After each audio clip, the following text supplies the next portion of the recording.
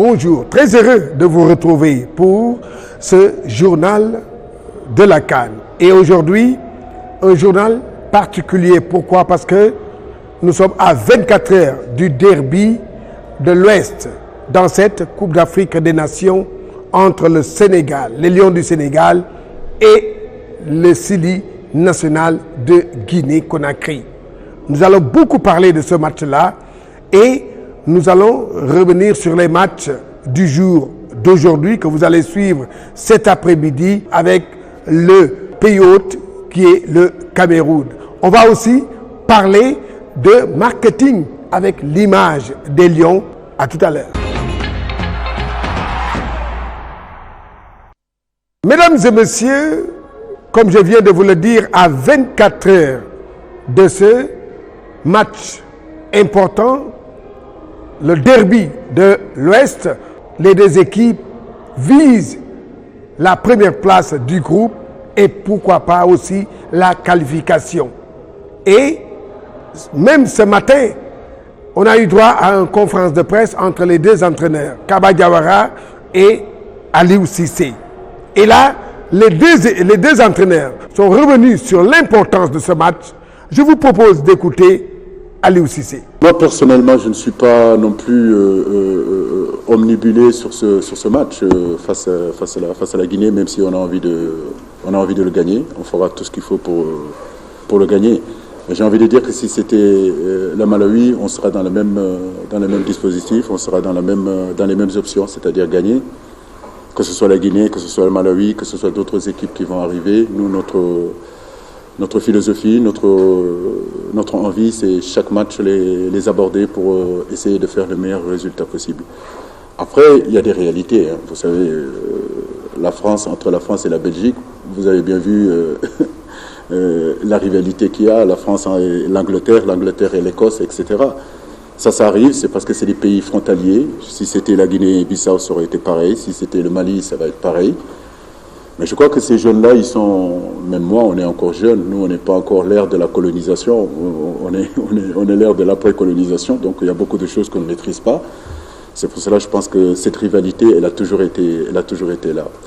Mais entre Guinéens et Sénégalais, on est des frères. Voilà. Donc, on est des Africains. Et aujourd'hui, c'est le football africain qui doit gagner dans cette rencontre-là. Pas d'excès de confiance, mais on a suffisamment de confiance. Je le dis encore, nous venons ici avec beaucoup d'humilité. Depuis pratiquement 3 mois, 4 mois, 5 mois, 6 mois, je répète les mêmes choses. Nous venons avec beaucoup d'ambition aussi. Maintenant, comme je vous l'ai dit, le football reste le football. La Guinée a envie de gagner, nous avons envie de gagner. Nous respectons nos adversaires, nous les respectons tous, que ce soit le Zimbabwe, que ce soit la Guinée. On a envie de gagner, on n'a pas envie d'aller sur ce terrain-là pour perdre ce match-là. Nous sommes conscients de la qualité de l'équipe guinéenne, mais le Sénégal aussi a des arguments à faire valoir. Mais croyez-moi, sur ce match-là, on n'y vient pas avec un manque d'humilité. Vous avez entendu écouter Aliou Cissé. De l'autre côté, Kaba Diawara aussi cherche les 3 points. L'objectif de se qualifier, donc c'est le deuxième match, mais c'est le gros match. C'est le favori du groupe. Mais nous, on va se présenter en outsider pour essayer de faire la meilleure perf possible. C'est un derby, c'est un gros match et c'est toujours une belle affiche. Là, il se trouve que c'est le deuxième match de groupe. Ils ont pris 3 points, on a pris 3 points, donc c'est pas une finale de groupe parce que derrière il y aura encore un match, mais c'est un match à saveur spéciale. On a tous envie de le jouer, on a tous envie de le coacher, donc on s'attend à un gros match, mais voilà, j'espère que ça va se jouer avec un esprit fair play. En tout cas, entre moi et Aliou, qui est un ami ou même un frère, il n'y a pas de souci, donc j'espère qu'on va bien se comporter pour qu'on donne une belle image du football qui se pratique en Afrique de l'Ouest. On va essayer de la garder un petit peu pour nous, la tactique qu'on va faire aussi, parce que c'est un truc qui doit rester un peu secret. Et après, je pense que l'engagement et la détermination fera la différence, parce que c'est un derby, et même si on respecte beaucoup cette équipe du Sénégal, mais il y a aussi la rivalité, donc ça va prendre des proportions monstres.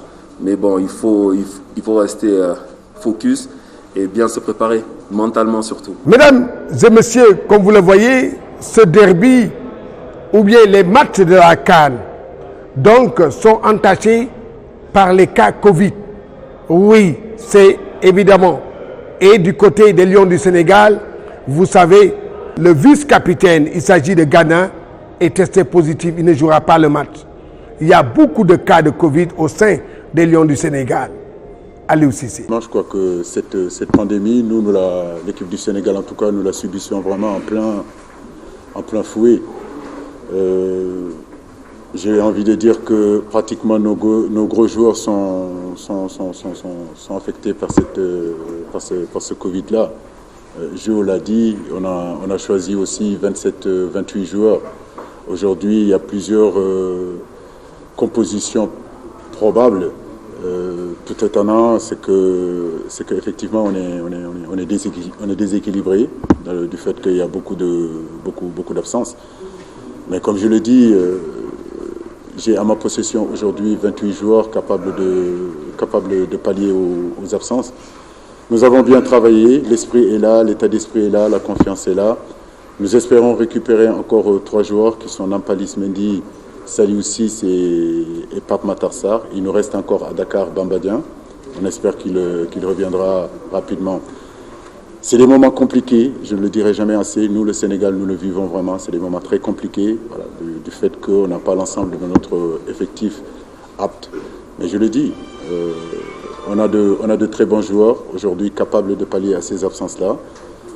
Les garçons sont concentrés, nous sommes tous concentrés, nous sommes confiants dans ce match-là et nous voulons l'aborder vraiment en essayant d'empocher les 3 points. Mais c'est une situation effectivement très compliquée, le protocole sanitaire. J'ai pas envie trop de parler de ça, mais par moments, il y a des choses qu'on ne comprend pas. Aujourd'hui, Ghana n'est pas là, Ballo Touré ne sera pas là, on n'est pas sûr de pouvoir récupérer Saliou Ciss, on n'est pas sûr de récupérer Nampalys Mendy et Matar Sarr. Edouard Mendy, c'est la même chose, il est out aussi.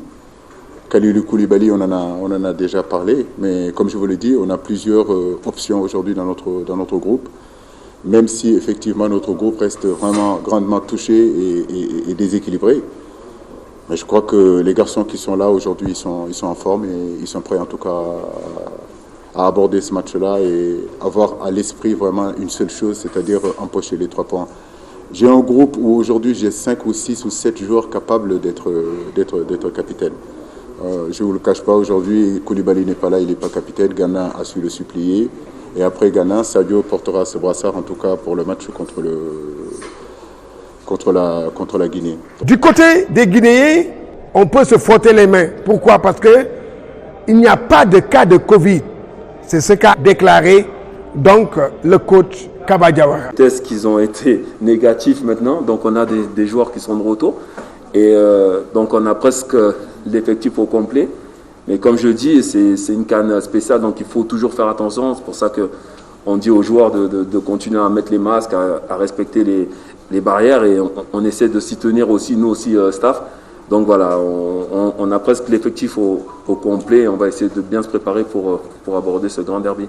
Après, je ne sais pas exactement où ils en sont, eux. Mais comme je l'ai dit, nous, on a la chance, entre guillemets, d'avoir pratiquement tout l'effectif. Donc c'est à nous de bien faire en sorte, c'est à moi de bien choisir les joueurs pour qu'on puisse avoir la meilleure équipe possible. Mais après, pour ce qui est du Sénégal, honnêtement, je ne sais pas exactement, mais il y a tellement de qualité dans cette équipe que je ne m'inquiète pas pour Aliou.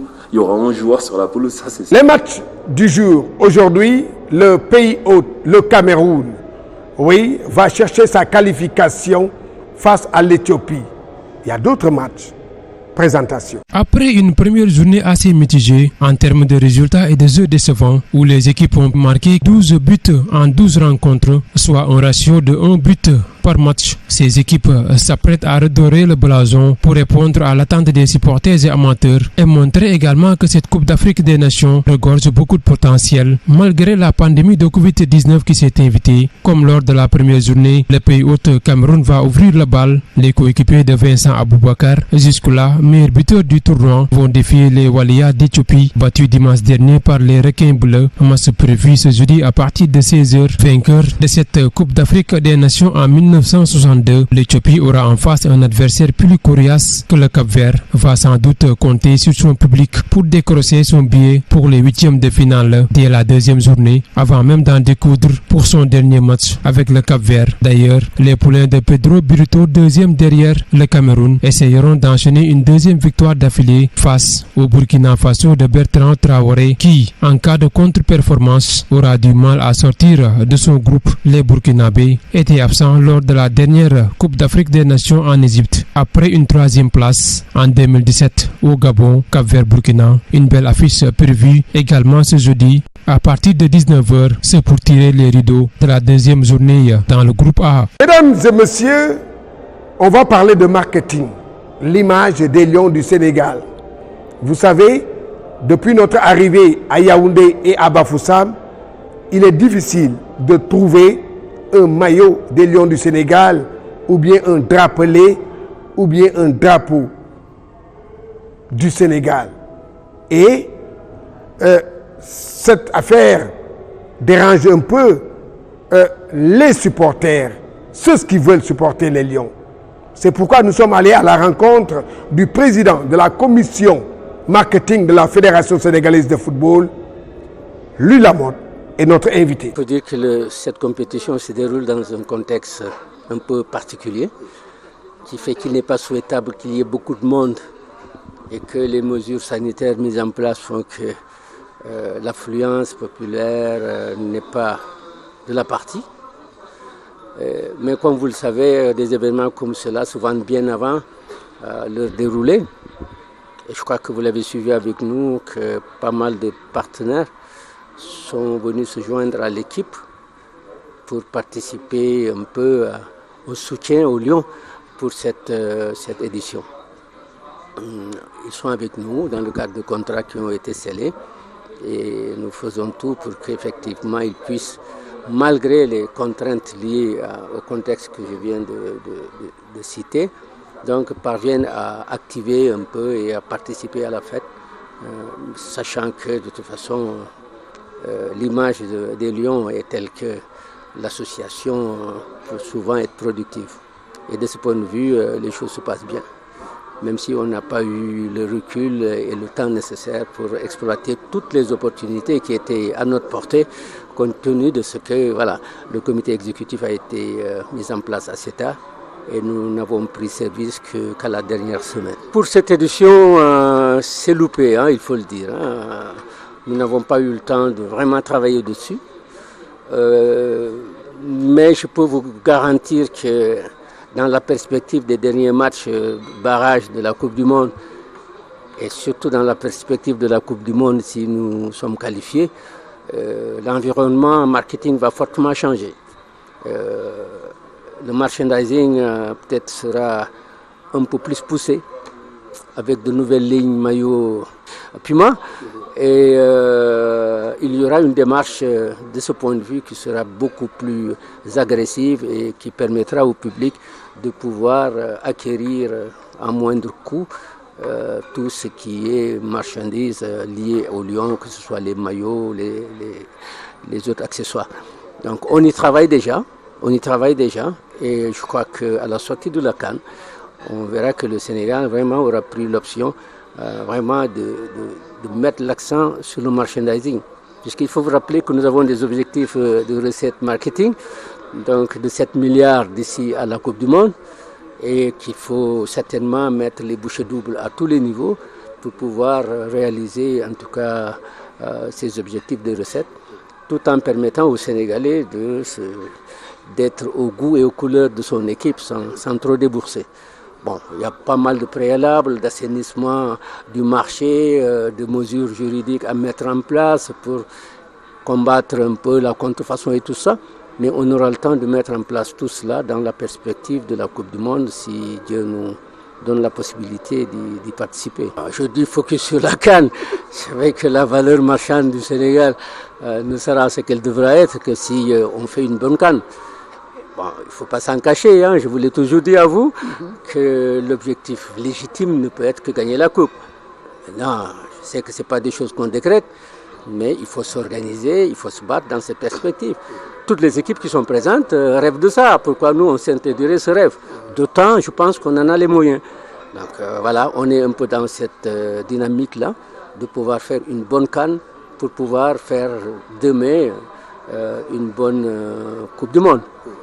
Voilà, et nous pensons pouvoir y arriver avec les efforts de tout le monde. Mesdames et messieurs, comme d'habitude, nous fermons ce journal des sports avec l'image du jour. On a tous ensemble. Les 11 rentrants, ceux qui sont sur les bancs et ceux qui sont dans les tribunes.